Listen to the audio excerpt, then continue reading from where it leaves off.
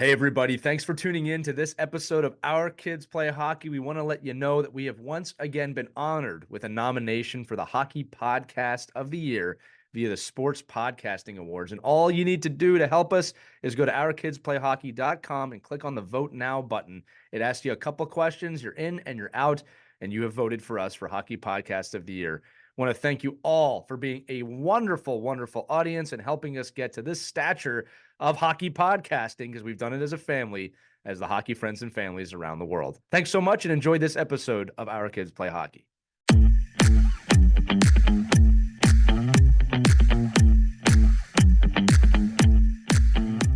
Hey, everybody, it's just Mike and I today on today's episode. Mike recently went to Denver, Colorado for the USA Hockey Coach Developer Academy. And I'm excited to tell you what that is, because I had no idea what that was. And it's just another great conversation about what USA Hockey is doing. And then naturally, Mike and I got into a lot of coaching conversations about practices and debates and just coaching in general within USA Hockey and beyond. So if you're a coach or a parent, you're really going to enjoy this episode. And just always want to remind all of you, we don't record these in front of a live studio audience. So if you ever have any questions, any opinions, any thoughts, feel free to send them over at team@ourkidsplayhockey.com or just comment on any of the social media links that accompany an episode. Also got to let you know, as always, this episode is brought to you by two things. WhenHockeyStops.com. It's the book that Christy and I wrote. Again, your kids probably have summer reading coming up. It's a great hockey book. It's got unbelievably great reviews. We are flattered by that. So check that out. Get your copy over at ourkidsplayhockey.com, or you can get it on Amazon, wherever your little heart desires. And also check out worldhockeyhub.com. Again, we've been talking with them for months. Really good people over there. Got a great website there where you can find rankings nationally, worldly, globally, but also if you're a team manager, you can look for other games and tournaments for the upcoming season. I know it's planning time for most organizations in the U.S., so check them out at worldhockeyhub.com. But without further ado, enjoy this episode with Mike Benelli and myself on the USA Hockey Coaching Developer Academy. Hello, hockey friends and families around the world, and welcome back to another edition of Our Kids Play Hockey. I'm Lee Elias, and I'm joined by Michael Benelli, fresh back from a trip from Denver, Colorado, with the Coach Developer Academy, right, Mike? From USA Hockey Coach Developer Academy in Denver at USA Hockey. Again, Christy Casciano Burns is on assignment this week. We will miss her as always, but this is how this episode is going to work. Mike texted me. He's like, hey, I was at this Coach Developer Academy with USA Hockey in Denver last weekend. And I said, what the hell is that? So I said, let's go on. Don't even tell me. I told that. Don't even tell me what it is. I'm going to come on. I'm going to interview about what is this? What did you do? Because I know for a fact that there's a lot of coaches that listen to this show and parents, and they want to know what the hell's going on at USA Hockey all the time. And everyone's got an opinion. I'm not being sarcastic here. Everyone has an opinion. Everybody talks about how they want to do it. But I don't think, Mike, to be fair, that we're informed too well about what is going on. And the truth is, there is a lot going on at USA Hockey year round. So what the hell is the Coach Developer Academy, and what did you do this past weekend? Yeah, so this is some of the aspects, or one of the bigger aspects that I love about, just any involvement with the national governing body of hockey, right? Is that the opportunity to be on the coaching education team and do a lot of stuff with the coaching program, and really try to take the mantle of how can we get as many volunteers that really run USA Hockey, right, and give them the tools and the knowledge and the education and who can get all this to us, so we're all not all over the place, who can kind of consolidate all this in one place. And it really comes from the coaching education program. So what the coaching education program has is their own coaching education department, right, which is the Coach Developer Academy, which is newly formed in name, but has been around for a long time. We've been, I've been doing training with USA Hockey on the coaching education side for years and years. And one of the coolest things about this new format, this coaching education academy, is that none of it is hockey. It's all about learning. Right. And and things that you talk about, in your other episodes, not just Our Kids Play Hockey, but your grit programming and the stuff you do with JB and the stuff you hear from the leaders. That's really where USA Hockey is going. It's taking, right, the educational world and the training world and the corporate world of training, and then say, okay, well, how can we get a hockey coach that gets off the train, jumps in their car, runs to practice? How can we prepare them the best to be the best coaches on the ice when they hit the ice with their kids? And also, how can we get our coaches to understand that our job is to keep our kids in the game as long as we can, And it's really the refreshing part about these courses is that it's never, it's very rare you talk about hockey.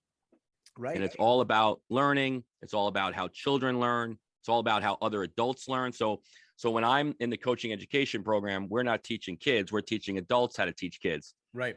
So as a coach developer, which is the coaching education department's kind of talking points now, our job is to go out there and work with our volunteer coaches to then relay the message of teaching. And actually, one of the things I posted over the weekend on Twitter was Jay DeMarco's artwork was in the course, which is pretty cool, about how, he's like, his artwork was all about this little comic strip about small saves, right?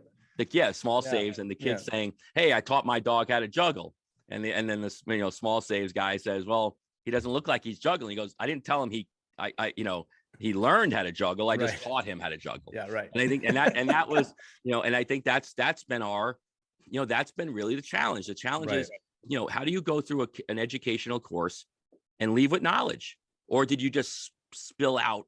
Did you take in all this information for 6 hours and not retain any of it? Right. Or just check a box that, I went to that meeting. I went to it. Look, I got my certification done. Yeah. And did you learn? And so, Heather Mannix was really been spearheading this up. And she'll be on the episode, down there. They're on like the world we're in tour of working on 24, 300 coach developers around the country. So they've been in Falmouth, Mass, and Minnesota. They've been in Michigan. This past weekend they were in Denver. And they're out there working with a very passionate group of men and women that will go back and deliver this message. Right. And I think it's, is it exact science? Is it perfect? No, but that's what I think I like about the programming right now is it's ever evolving, and it is taking the feedback from the, what I would call the boots on the ground, the people in the field, because a lot of this stuff, and I'm the first one to say it, a lot of this stuff is theory. Like, it sounds great. You got to have a practice plan. You got to know that at 8-minute mark, you're doing this. And at the 12-minute mark, you're doing this. And, you have 5 different people helping you out. You always know how many kids you have on the ice, and you always know how much ice you have. And you always know how the season's going to go. That's all great, but that's really not the reality. And I think that's why, we can come back and give our feedback about where the reality is on the ground and how difficult it is to get coaches to teach like a teacher and not worry about X's and O's and breakouts and forechecks.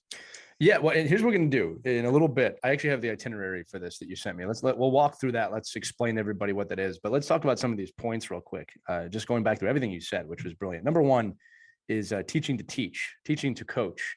I'm going to probably butcher this word, but I believe there's a study that's pedagogy, and I'm sorry, all the teachers out there, I know I just butchered that, but there's a study of teaching to teach. And I think that, we both coach coaches. I think the mistake younger coaches make, or even early volunteer coaches in youth hockey, is, well, I know the game, right? I can coach. I know the game. Look, this is something I tell all coaches. You could be the best tactician on the planet. You could be a genius at being a tactician. But if you can't communicate your tactics effectively, it's worthless. It is completely worthless, right? And I'm not saying that to be harsh. A lot of people know the game. And we've talked about ego many times on this. Like, if you know the game, that's great. I mean, that's wonderful. You want to share your knowledge of the game. That is a gift. And I mean that.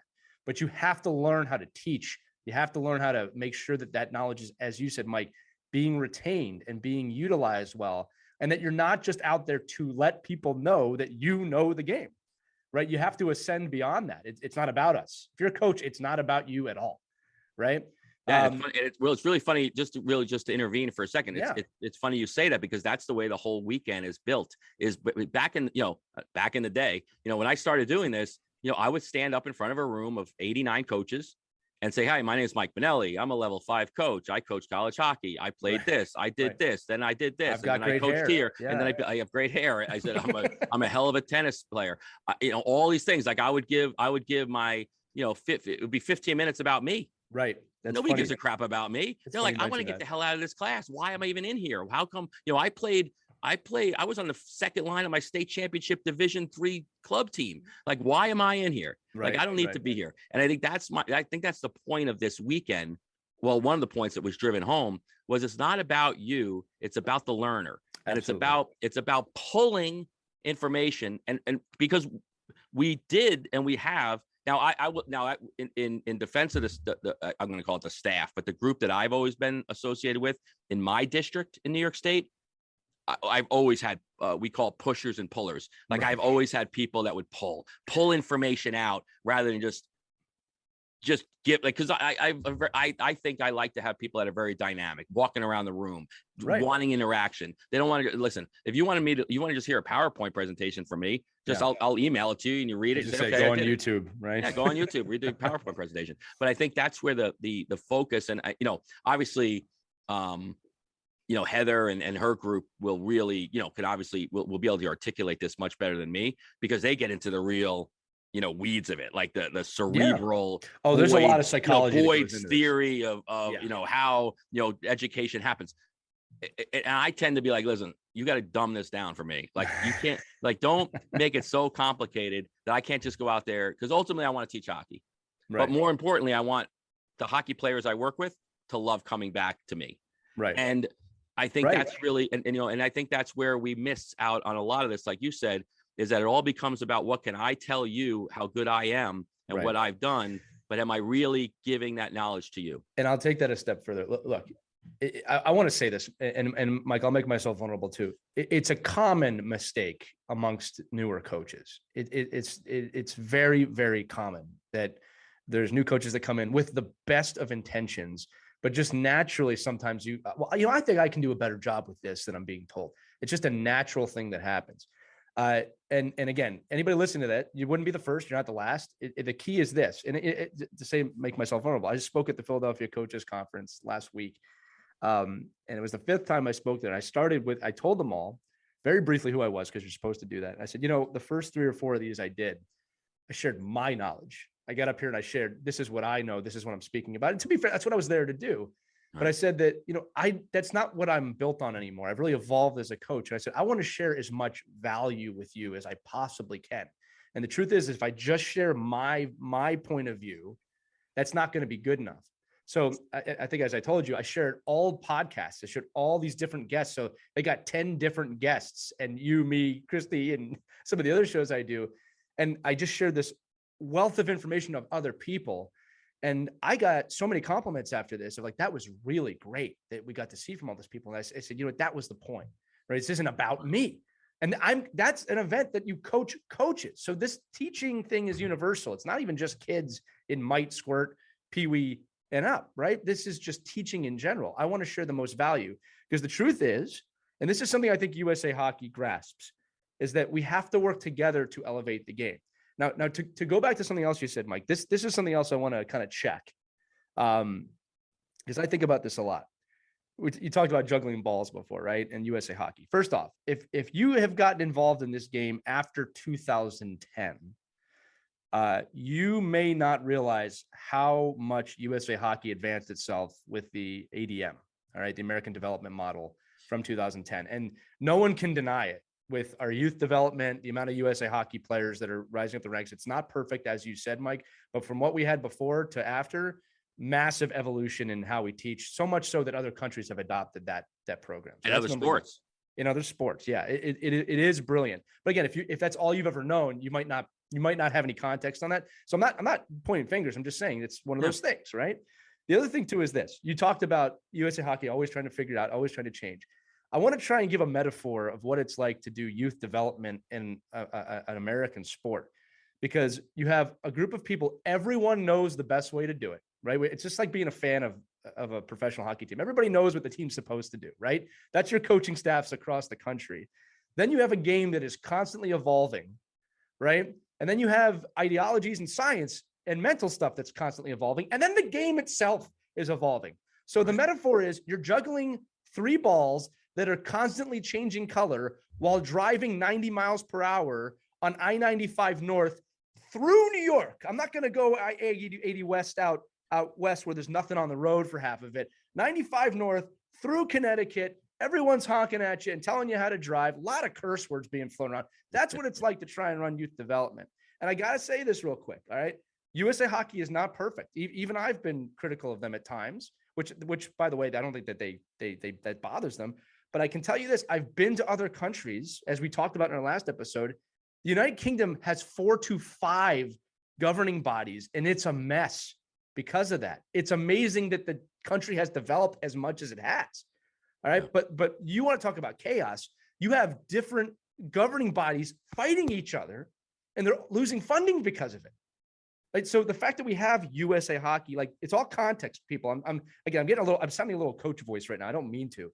My point is that you got to weigh your options. If all you've ever known is USA Hockey from 2010 on, you're just not going to have the context of where this was at and how good it is. And the fact, Mike, they make the Coach Developer Academy, right? They're trying things. They're trying to evolve this. That's a big deal. So, sorry, I did get on a soapbox there. I apologize if that sounded condescending. I never mean it to. That's the way I talk sometimes. Oh, but it's also just the reality of the fact that, at least from the USA Hockey perspective, and, USA Lacrosse is the same thing. And I think baseball's getting there a little bit. Yeah. Football is a mess. But when you look at, but it's just because, to your point, whether it's good, bad, people love it, people hate it, people want to debate it. There's a centralized governing body that's trying to work with so many different variables. Right. Teams from Arizona to Maine, teams that have rinks that don't open until December, and some that are open, 24/7, 365. Teams that, attract thousands and hundreds of thousands of kids to communities that have 60 kids and they can't get enough kids for a certain team. So they're really, it is great to have that governing body. But the one thing I will say is that if you're a member of USA Hockey, you are a voter. You are somebody who can make a change. Now, do you want to take American and take the effort to go to your league meeting and go to your conference meeting and go to your regional meetings? Well, listen, if you don't want to take the time, that's fine, but it's available to you, right? And you can do it. And I've said, like, my example of this would be, everybody hates cross ice hockey. I'm like, listen, here's how oh, Mike, you're just a USA Hockey shill, blah, blah, blah. You work for USA Hockey. That's why you promote, cross ice hockey. Go, listen, if you can show me the statistics and the science and the reasoning behind full ice hockey in my world, it's 10U, but whatever, 8U, little kids, sense. Children, whatever, you can show me that it's much better developmentally for kids at 8U to play on the largest sheet possible for them to physically play on. I'm 100% in, 100%. Yeah, but that's what I would go. There's no data to support that. I would follow that. I would follow that data. If you told me that full ice, open body checking to eliminate players from the game early on and get them out, right? Get those weaklings out of the game early by full ice checking and allowing the biggest kids to end the careers of the smallest, fragile kids. 100%. Let me know. I'm on. But the data and the science doesn't do that. And what USA Hockey does is, with our money, again, there are flaws in everything, but with our money, they do the research, they compile it, they put it together, and then they try to disseminate it out so that we all can digest it and then make decisions. You do not have to join the governing body of USA Hockey. You don't. You're an organization and a parent. You could do whatever you want. But the fact is, there isn't a better program out there yet, right, that has done what they've done. Well, and the Coach Development Academy is one of those things. I'll take this a step further. If you listen to the show, my coaching resume. I'm not going to get into it. When I was coaching my son's 8U team and I was asked to run practices, where do you think I went to look for drills?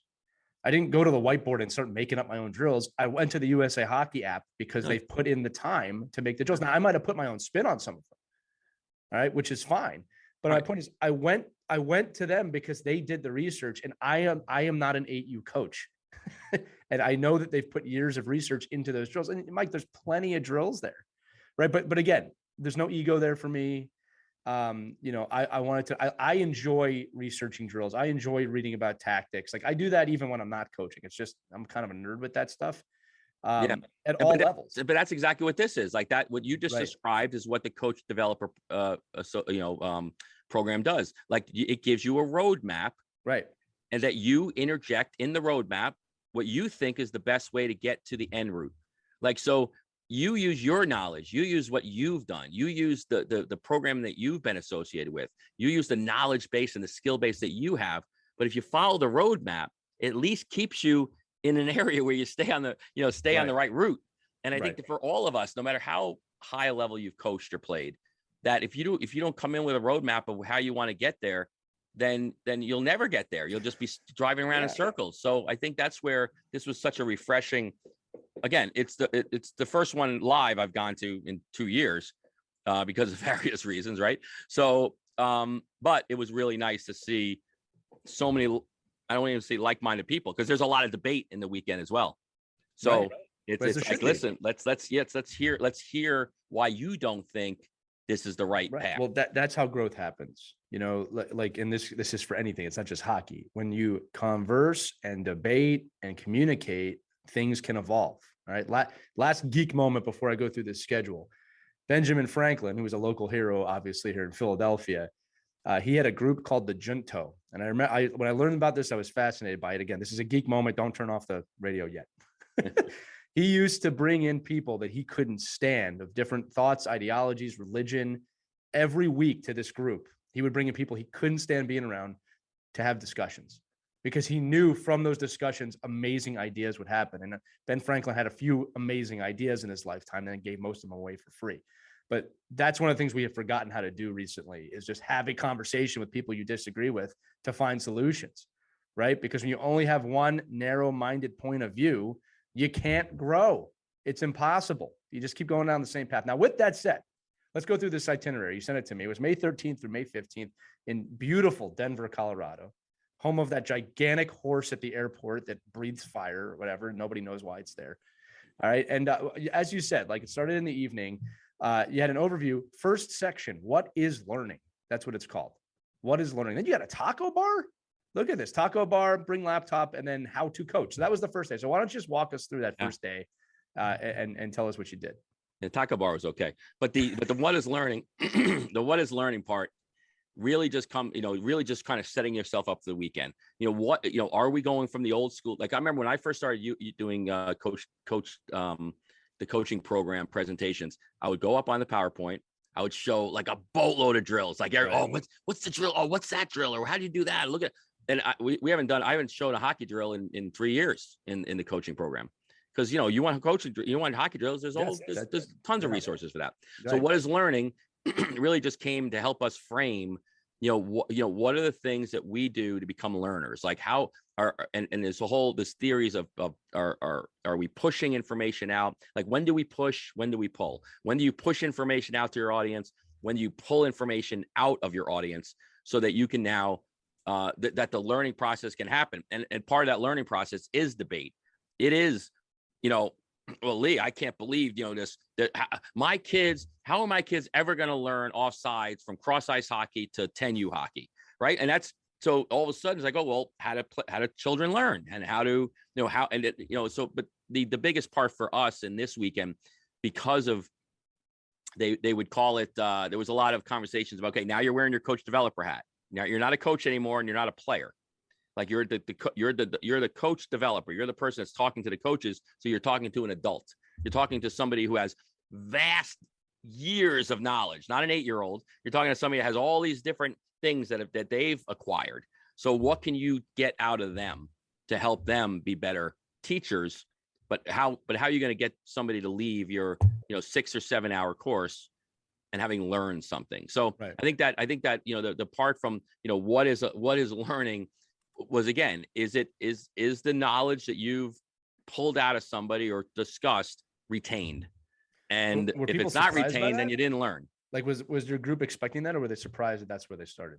So I think most of the people in this group were probably expecting it, only because it's a pretty seasoned group. This wasn't a green group of coaches. I mean, when you look around the room, you've got the leaders of the hockey world. I mean, right. So I think, you already have, I think, a high hockey IQ group, but it's still, when you do the programming, it's very, it's intimidating. I don't care. You get in front of a room of 60 of your peers, and they ask you to, catch a ball left-handed and throw a ball right-handed, and then have to count or close your eyes, and little different like team activity drills that you have to get out of your comfort zone, it's uncomfortable. And I don't, and you know how it is. If you know how you're giving a speech or something, and you know the answer, but you'll say, well, and then, well, then this happens, and then there's silence in the room, right? Nobody's gonna say anything like, and this happens in the USA Hockey coaching program all the time.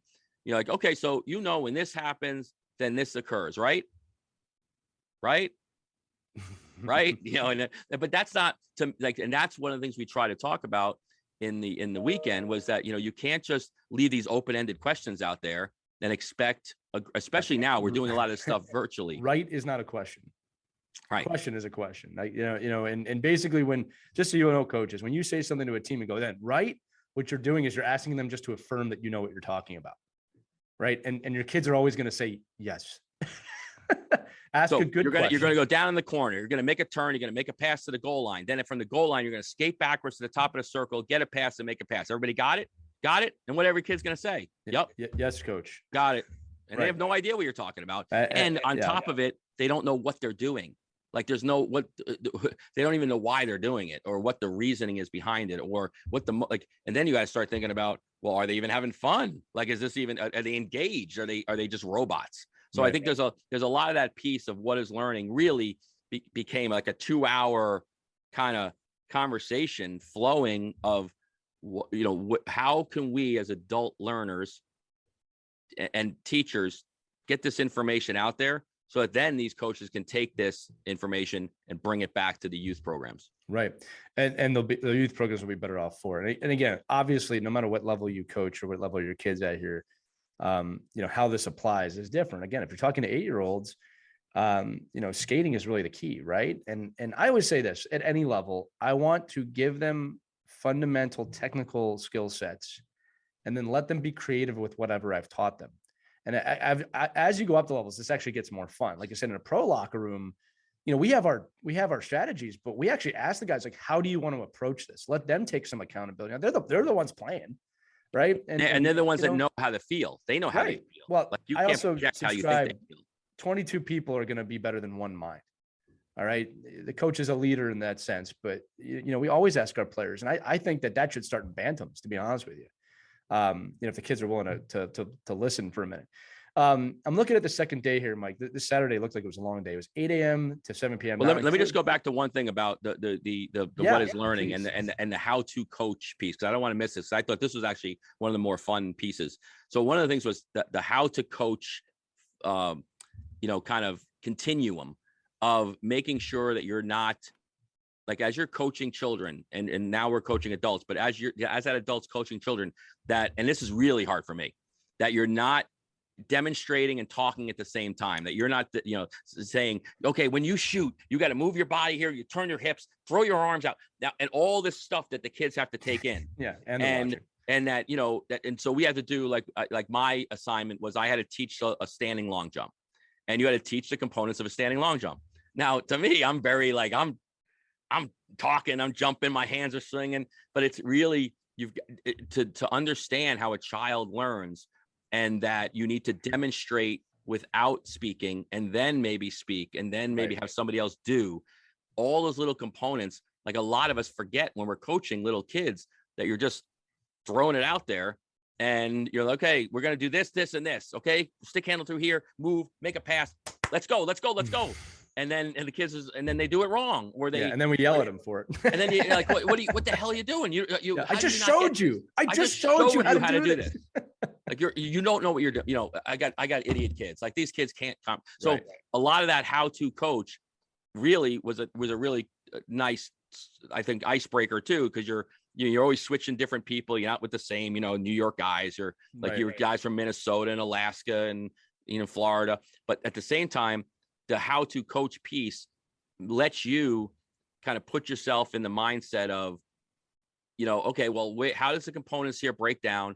Am I speaking over the skill that I want to teach? And at the end of the day, did the person visually and able to audibly understand what I was trying to say to teach? This is what I'll say, and this is brilliant what you're saying, Mike. And this is a little nugget. And I'm gonna practice what I preach. I'm gonna ask this question to our audience, a good, solid question, right? And this is something that came up this year. Because I think coaches often feel rushed at practice because they might have 45 minutes to an hour. They want to get all this stuff in. This is the question I'm going to ask all the parents and the coaches out there. Would you rather do 6 drills okay, or 4 drills really, really well, execution well, where the kids retain it, understand it, you explain it? That's the question. It's rhetorical. I'm not going to answer it. The other question is it okay? Actually, Mike, I'll have you answer this one. This is one that probably should be answered. Is it okay to take 2 minutes to drop to a knee to really explain to your kids a drill on the ice? This is assuming you don't have a classroom before where you have the time. I'm talking youth hockey where everybody shows up. There's 3 kids that show up late because they had whatever going on, right? And again, a lot of USA Hockey says we have to be moving all the time. Okay. And listen, you should be moving most of the time, but is it okay to take a knee to really explain a drill correctly, then maybe demo it? You're going to lose probably throughout the whole practice. You might lose maybe 10 minutes doing this, probably a little less than that, probably more like 7 to 8. Is that okay? Yeah. So there's a lot of debate there, right? Because a lot of the theory guys and girls will tell you that, well, we shouldn't be doing any instruction. Right. It should be free. Right. The ability for a player to find the game and to, that like block drills shouldn't be part of what we do. I completely disagree with that. I do too. I understand. You want that, go to a public session or go to an open hockey. I understand the point of not restricting players in a block situation, but I also understand that the anxiety of a parent watching and the anxiety from a coach teaching that we have limited time. We don't have 2 hours a day, 5 days a week for 7 months. I only have the kids for 43 and a half minutes. Right. And I just want to make sure I can have the most impact. So I would say, take the time to speak, but again, it's all about the environment you're in. How do you, and we talked about this on Saturday, like, what's the environment? Are you positioning yourself where the other drills going on and they're having a game where all the kids are focusing on that game? Are you in a place where it's so loud the kids can't hear you? Are you like you just said, you actually made the point, right? You get on a knee and talk to your kids because you have little kids. I would even say that for older guys. Like, I don't need to stand up here and have the kids kneel and talk to me. I get at their eye level. I try to get so important to get down to their level where I'm engaging them, right? So, is there music going on in the rink? What's the background like? What's the, where's the situation on the ice? So all of those, and then on top of it, I think what my frustration is when I go in and teach is that coaches don't have a plan. So if you're going to have to speak more if you're winging it. If you're always winging it and there's no building block, then you're always going to be talking on the ice. But I think going back to your initial question, no, I don't think that there is no wrong thing to do if at the end the results you're getting is what you want to get. Now, there is, and I do agree with this, if you have the patience and the ability and the time, that you want your players to find the solution rather than you just getting frustrated and giving them it. Like, but that's again, this is theoretical. This is like saying, oh, you have all the time in the world for them to find the solution. So either A, we have to do a better job of giving them the proper context to find the solution on their own, or sometimes we have to cheat and push a little bit. Well, I think it goes back to, and this is my approach to it. I want to give them the fundamental technical abilities that I want them to do. And then I want them to be creative with those technical abilities that hopefully we've just taught them. All right. And that's the point I'm trying to make. All right. I don't sit down for 2 minutes, tell the kids, oh, this is what we're going to do. And then it's one kid doing the drill. If I'm going to take 2 minutes to talk about a drill, you can bet your butt everyone's going to be involved in that drill. And it's going to be creative in nature, right? If it's one kid, it's a little bit different. But yeah, I think that's a great point, Mike, what you're saying. And look, everybody's got to do it a little bit different. So we'll figure that out. So look, let me jump into day 2 here, or else this episode's going to be 4 hours long. So day 2 was a long day. It was 8 a.m. Looks like to 7 p.m. Now there was a breakfast and a dinner included that at DeCocchio's Italian restaurant. Wow, look at that. USA Hockey. But great again, point. I'm going to walk through the topics here, and you can tell me what. Creating the environment, learning process review. Let's see, skill acquisition review, push-pull activity. Like, what are all those? Yeah. So all that kind of stuff is all just about, so now we have to get outside. So here's Mike Benelli in Denver's, a whole different climate out there. And, I'm at the elevation. It's not perfect for me, but, we're out there and you're doing physical activity, right? So we're doing a lot of, small area games and really focused on letting the player and constraint. So the CLA is like constrained learning. So how do I put constraints in for players to learn? It's okay. So all of us would probably think about, okay, what do you do? What's the go-to, small area game? 3-on-3 cross ice. Done. Right. I do my small area game stuff. At the end of the practice, I do 3-on-3 cross ice. All right. Well, how can we really get players to learn putting constraint-based learning in? So maybe we do 3-on-3 cross ice where only 2 players could ever be in the offensive zone. So now somebody has to say, well, now I got to think maybe somebody's got to stay in the defensive zone. Or in constraint based, now you have to make 3 passes before you're allowed to shoot. So with this, the We Live Hockey 5 colored puck stuff came up, right? That you can use 5 different colored pucks in different situations to create different environments. That's a game we have coming soon for all of you. We'll tell you about that. Take the green puck's out there, you can only take one-timers. If the orange puck is out there, you can only take backhands. If the blue puck's out there, you can only do indirect passes. So constraining the players to make them now think, and that was a big component of not hockey specific, but the way people learn and how you can create environments for kids to be more creative. Like when it's so easy for a kid to go down, stick handle through cones, make a turn, make a pass. But so one of the funny videos out there was you see, the kung fu guy and he takes down mannequin number 1 and then chop takes down mannequin number 2 and then he goes to mannequin number 3 and it's a live person. The guy takes him, flips him on his back and throws, so he's like, well, yeah, it's all great when you're going against the cone. But what happens when that cone fights Mike back? Tyson quote? Everybody's got a plan until you get punched in the face, right? So I think, that's constraint-based learning. That's the way USA Hockey has really tried to evolve from block drill, and again, it's not, in my world, it's not one or the other. It's a flowing combination of both. Sometimes you just need block drills. Sometimes you need cone drills. Sometimes sometimes you just need the basic understanding that you're going to stick handle to the right, stick handle to your left. Your weight's going to distribute. Your hands are going to be here. Your stick's going to be here. That if you don't have the fundamental, like I went through my USA lacrosse training, and one of the things, a lot of it is very technical, where your hands are, where the butt end of the stick is, where the follow through is. If you can't teach those little nuances, you could do something fast and creative, but wrong. Right. And I think that's where, this whole environment of, all that. And then, so a piece of that is the push-pull methods, the methods of understanding. When you push some information out to kids, it's more because you want to get the information out to them quickly and get them to take it. Like you don't have the time to get in there and pull that information out of them in a like you said, in a 50-minute practice. You have 4 minutes. Yeah, that's it. Sometimes you got to push it out. You can't let them find it. But the best way to learn is to find it. Right. So now there's a lot of, to me, that's where like I was right in my wheelhouse there with my conversation. I'm like, well, that's why I use coach them. That's why I use, pre-practice planning. That's why I use, make sure my education of my players and parents are preemptive, that they're not, you don't just come to the rink and say, I'm going to start teaching hockey. Another thing, Mike, I listen for just to add to that, I listen at games because we're talking about practices, but I listen at games. Who's yelling the play-by-play to the kids on the ice? Because that's not coaching. You coach the kids on the bench. I mean, don't get me wrong. There are situations in a game where you want to call out to the ice and if you see something, there are times that's okay. But I hear coaches sometimes, no, move the puck up. Now move it across the ice. Now shoot the puck. What are you doing? You're not a puppeteer.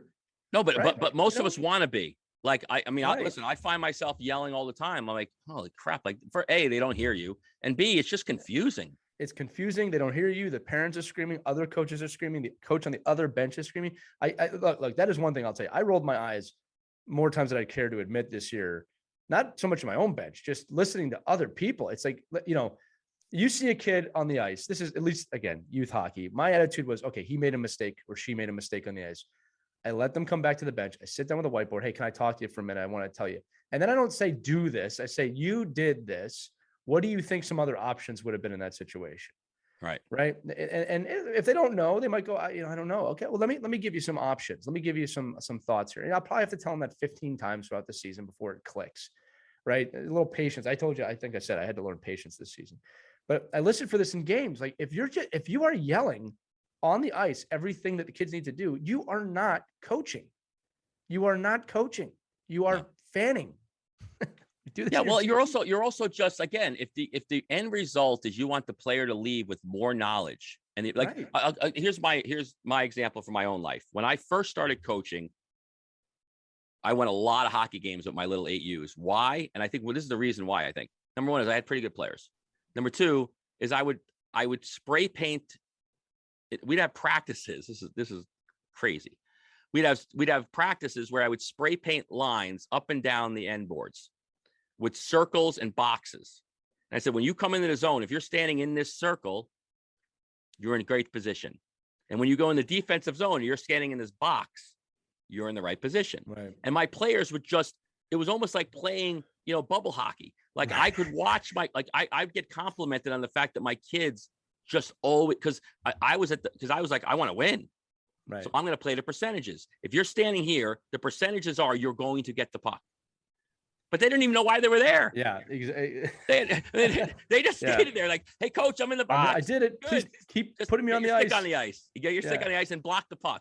Right. And so as I've evolved and I look back on those, I'm like, man, what a disservice to those kids. Like they had zero. Hey, you have to go through it. You have to so two quick things. One is that I also want to say, look, I'm guilty of screaming at the ice sometimes too. So I just want to say as a parent, I do get it. There are times you're like, just do it. I understand that. Okay. Yeah. So I don't want anybody to think I'm high and mighty here. I do that. Okay. I'm very conscious of it. All right. I try not and I'm doing that in my head too at the school concert, by the way. So I'm like, please get on note, please. Yeah, please. You're flat. You're flat. All right. And then the other one too is that, as you move through your coaching journey, we just did a great interview on another show I do with a coach named Shawnee. And, she was very critical of herself as a young coach. Look, I don't know any great coach that wasn't an egotistical mess at some point of their lives. I just don't, right? It's the natural progression. I think the key here, Mike, is, and what we're trying to say is to any coaches listening or parents listening, is that you don't have to wait like 20, 15 years to evolve. Like we want you to evolve now. We want you to do better than we did.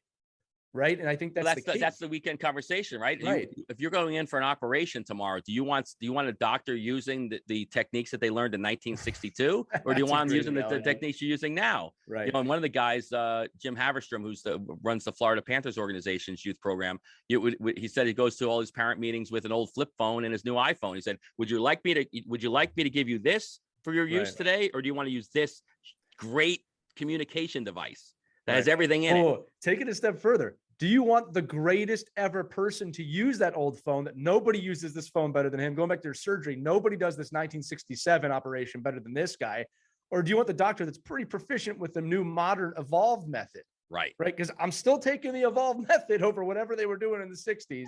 Yeah, right? Yeah, because you're like, you can get all this, but by the way, there's no pain medication. Oh, right. There's no pain. Yeah, so let me go back. Yeah. So I just think get a lobotomy. But that was the weekend. Like that's the weekend in a nutshell. Is that I say we, but what USA Hockey is helping to facilitate is the fact that they put all this research in one place. You could take it or leave it. You don't need to take it. I like to take it. I like to say, wow, you did all this work and did all these studies and found that children just don't learn this way. Now, right. Are there exceptions to every rule? No doubt about it. Absolutely. But for overall, our job is to keep as many children in the game for as long as possible, and then at the same time create the best developmental model in the world. We're doing that. We're doing. Like they showed a video over the weekend of Alex Ovechkin. You'll know this because you're a hockey person, but anybody that's listening, you can look it up. He gets knocked over. He's on his back. He flips over and he scores, with the stick against behind Arizona. His back. Yeah. Well, it would have been Phoenix if you search. That was like just search Ovechkin goal against Phoenix. That's all. And that was like 20 years ago or something, right? And they thought like, how did he do this? He's the greatest athlete. What an unbelievable. We have kids in the NHL doing that every night. Yeah. Trevor Zegras. Every night, Cole Caulfield, Trevor Zegras, all these guys are doing this every night. Why? Because we've evolved. Right. The ability for players. And I think that's where USA Hockey in the last, since 2010, 2009, that's where the game is a distinct, line of the tipping point of where the game of hockey has evolved, is because of that, the American development model, understanding that long-term athletic development is our goal, not early selection. And I'll say this too, to prove your point about evolution. Every once in a while, there's a player that comes along, generational player that changes the game. Rocket Richard, Gordie Howe, Bobby Orr, Wayne Gretzky. If you look at these guys in the primary Lemieux, I could keep going here. If you look at these guys as they enter the league, they're prodigies. But what people don't do, Mike, and this actually kills me sometimes, is they don't look at the result. Gretzky in the 80s, and we always hear this debate about, well, what do you do today, right? The players today play like he did in the 80s. He evolved the game. They all play like he did now, right? Now, he was a genius. Don't get me wrong. All right, but I'm saying, like, same thing with Ovechkin and Crosby. Now you have McDavid. You think that the teenagers right now aren't looking at McDavid going, maybe I should do what he did? The game's getting faster. What coach in the United States doesn't want Cale Makar to be the model of what they want their defenseman to be?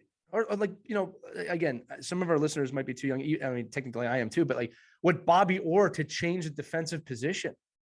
Defense didn't do that.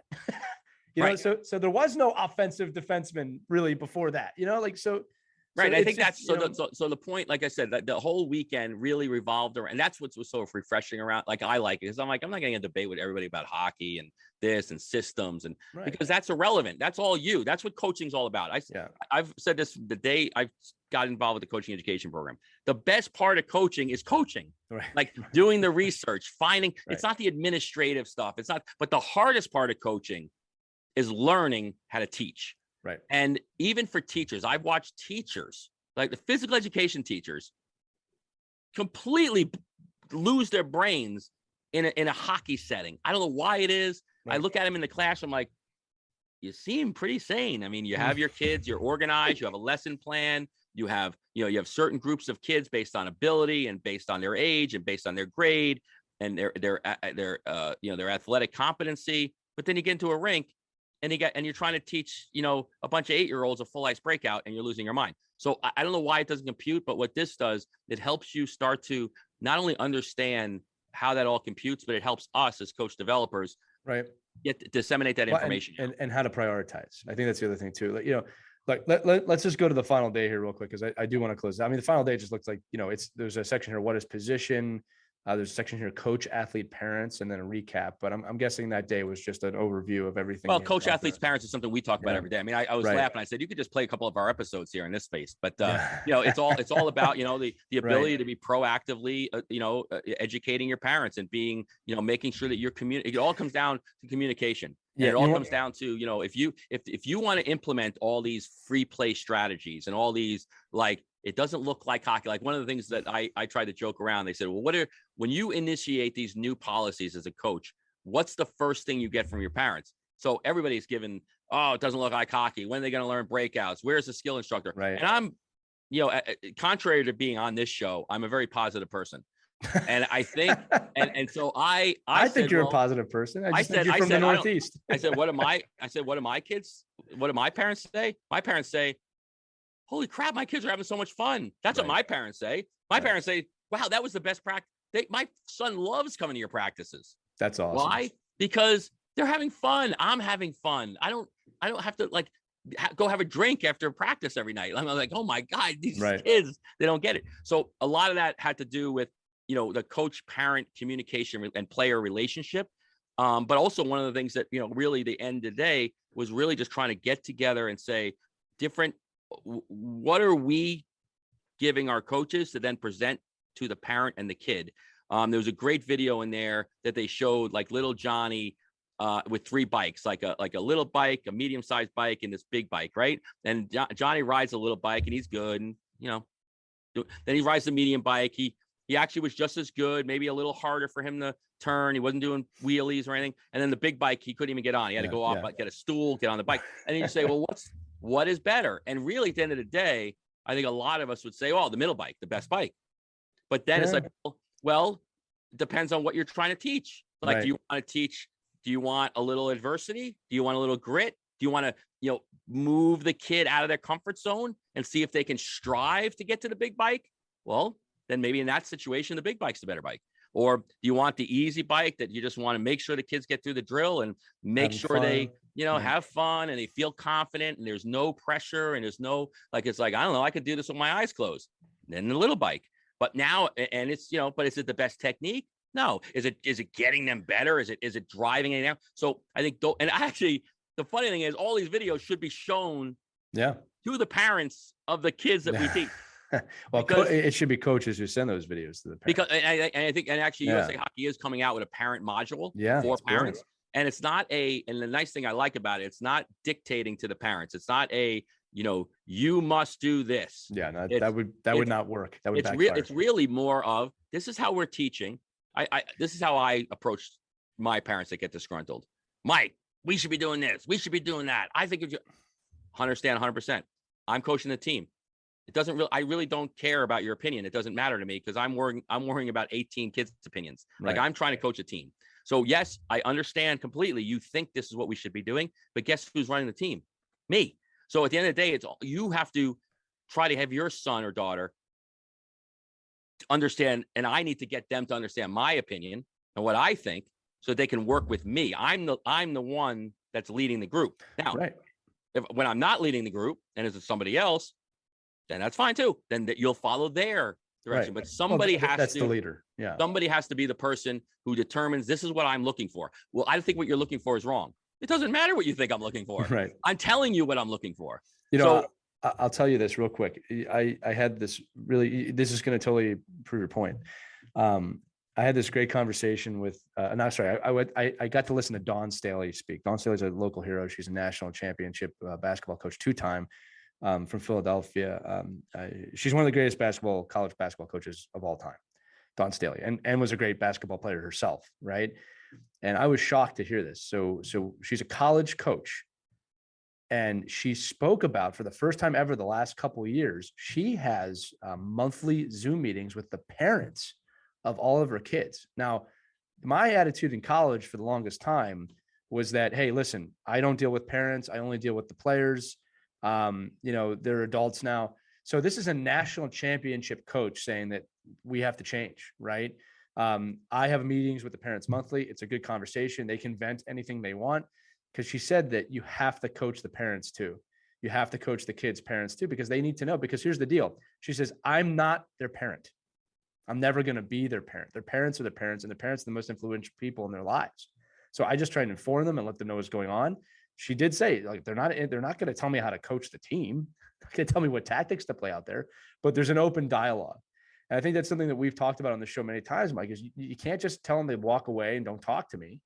All right. I think the 24-hour rule is important, but you got to be able to communicate with these parents and let them know that it's okay if you can communicate with me, but I'm in charge of the decision making. And that was the theme of the weekend too, is make parents advocates of yours, but get them into your inner circle. Embrace the fact that you're going to have a conversation with them and that you want them. You get their kids for 2 hours. They have the kids for the other 22. So you have to make it it's their children. They're not my kids. That's what you said. They're there. Yeah, that's fair. You're right.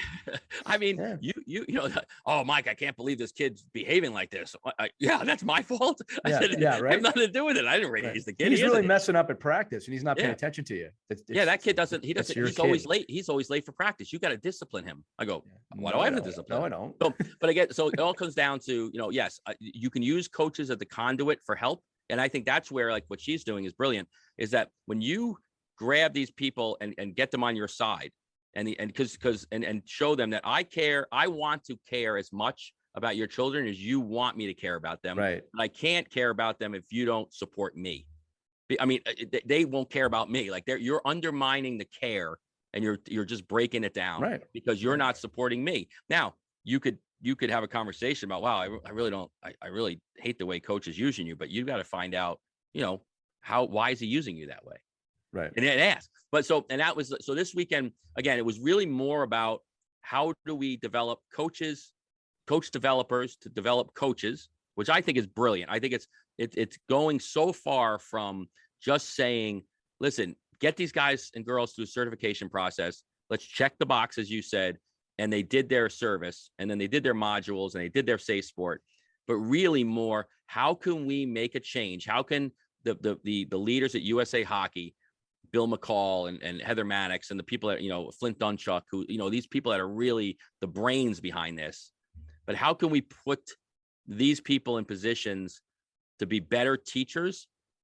And Dave Starman said this, like, from the day I met him, right? That, you want great player development, you have to have great coach development. Right. And if you have, if you can create great coaches, our players are just it's unlimited who they can become. That's a great point. Like, I think just to round this episode out, like, if you're listening to this, you probably have your own opinions on this, but you might agree with us, you might disagree with us.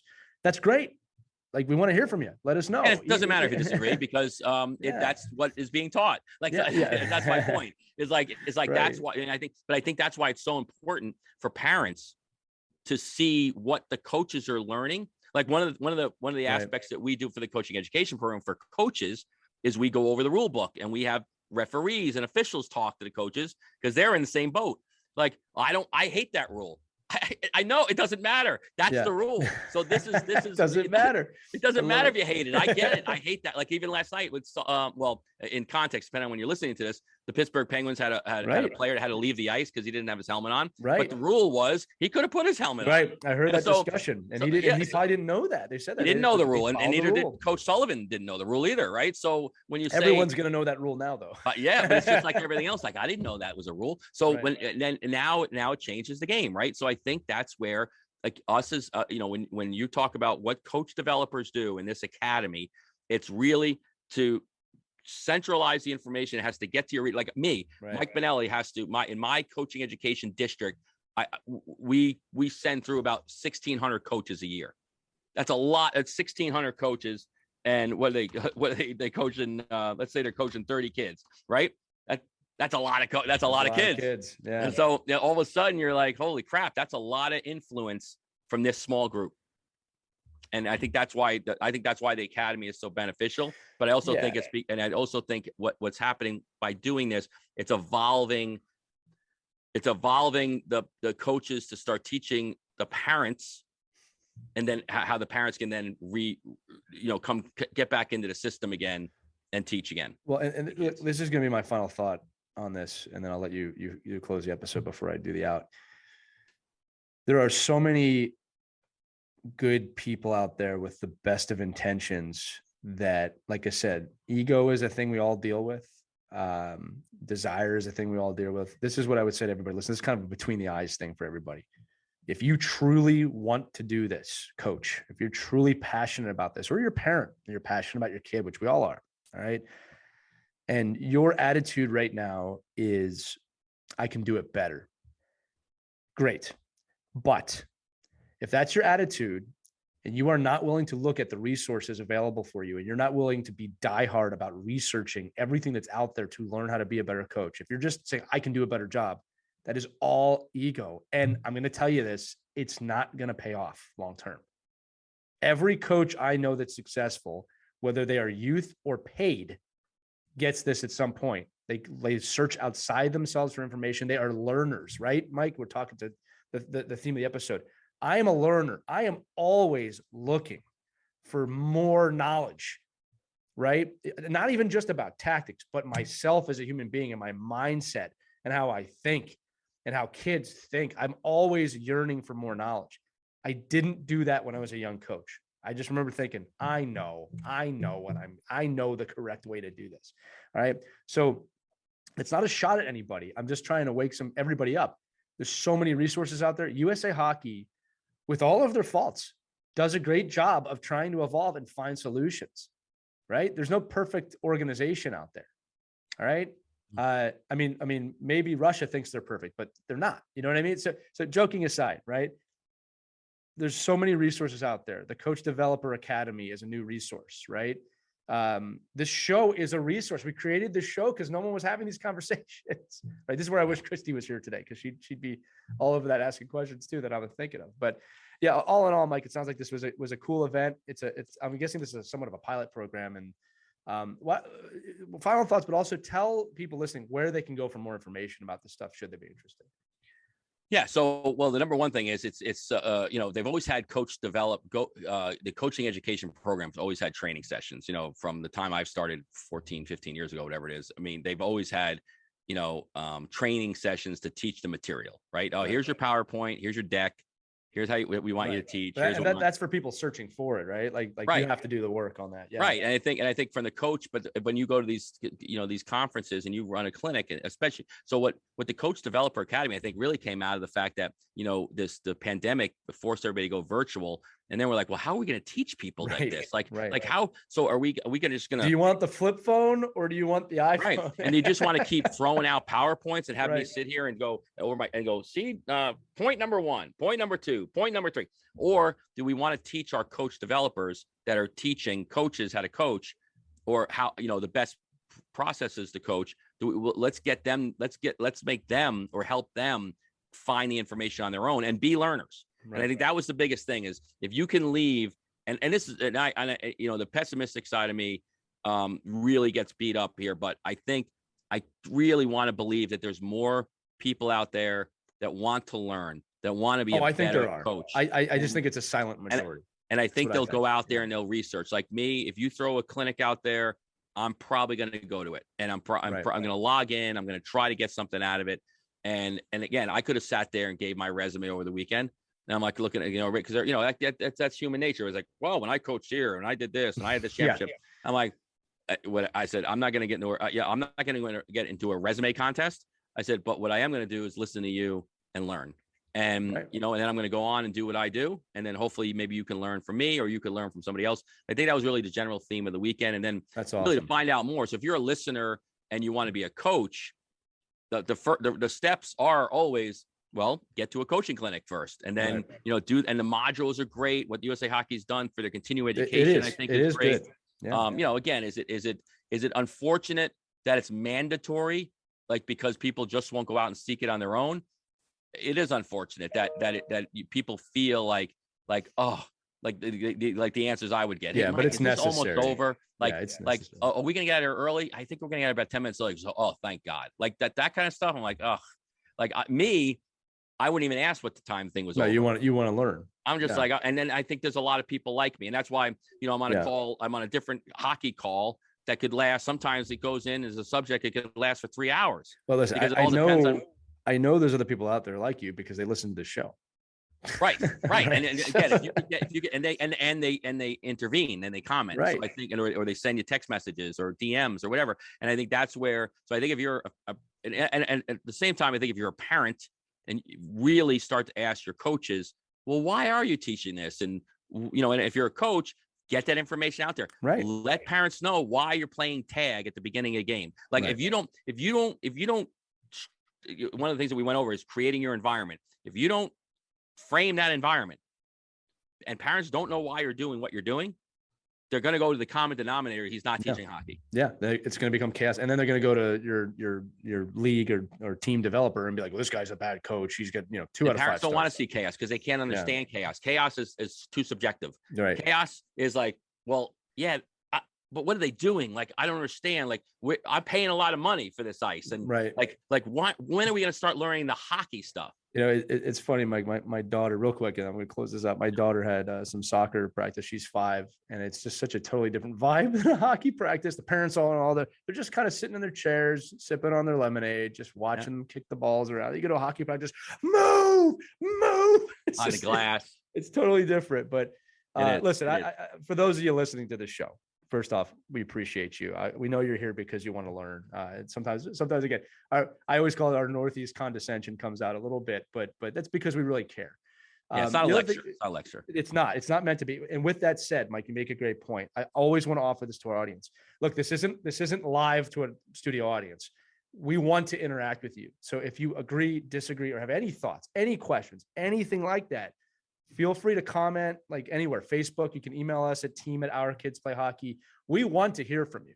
All right. So, and by the way, we have people email us all the time and we get back one-on-one, but if there's a topic you want us to go over, if you have a question, we will get back to you. So feel free to comment again on Facebook or anywhere where you listen to this. And make sure that you can email us again at team@ourkidsplayhockey.com. We're more than happy to get you involved in these conversations. that is our hope. Again, we're here to share information. And we wish it was more of a two-way live way to do that. Maybe we'll go on the road one day, not without Christy, but that's where we're at. So Mike, this was a fun episode. Again, we've completely failed to keep this at a half an hour, but I don't care because like you said earlier, we just want to keep going with this stuff. But unless there's anything else, I'm going to close it out here.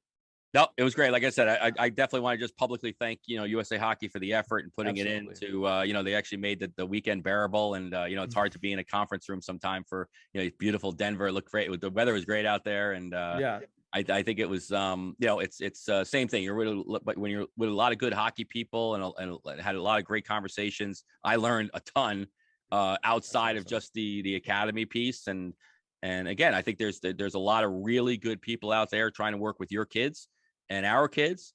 And, we should be really thankful for that. We should be thankful for that. We have, a governing body. Yeah, really. That really does at the end of the day, value the volunteers that are trying to make our kids' lives better, and knowing that it's not the job of the governing body to produce that 1% kid that's going to play at the NHL. Right. It's to create an environment where kids love coming to an ice rink, strapping on the skates and playing. That's a great point. And like I said, it's all about perspective. Like anytime you get frustrated with how this is run, just remember there are other places out there. And if you think you can do a better job, volunteer and learn. And ask Mike Benelli, hey, where are you going this weekend to learn? Because he'll tell you. Mike, I always admire that. And like I said, I know that we introduced you as a level 5 coach, and I know you hate that. And I'll tell you, I love that even with that said, you just said, I learned a lot this weekend from talking with other people. That really is the key. That really is the key. So this has been a fantastic episode. Obviously, as you all know, if you haven't already, like, subscribe, tell a friend, refer a friend, help us grow. We're growing every week. We can't tell you how much we appreciate it. All the episodes are available on ourkidsplayhockey.com or wherever podcasts can be heard. And if you have the time to give us a 5-star review, we'd really appreciate that. But for Michael Benelli and Lee Elias, that's me. No Krista Casciano Burns, but we miss her. We love her. We'll see you on the next episode of Our Kids Play Hockey. Have a great day, everybody. We hope you enjoyed this edition of Our Kids Play Hockey. Make sure to like and subscribe right now if you found value wherever you're listening, whether it's a podcast network, a social media network, or our website, ourkidsplayhockey.com. Also, make sure to check out our children's book, When Hockey Stops, at whenhockeystops.com. It's a book that helps children deal with adversity in the game and in life. We're very proud of it. But thanks so much for listening to this edition of Our Kids Play Hockey, and we'll see you on the next episode.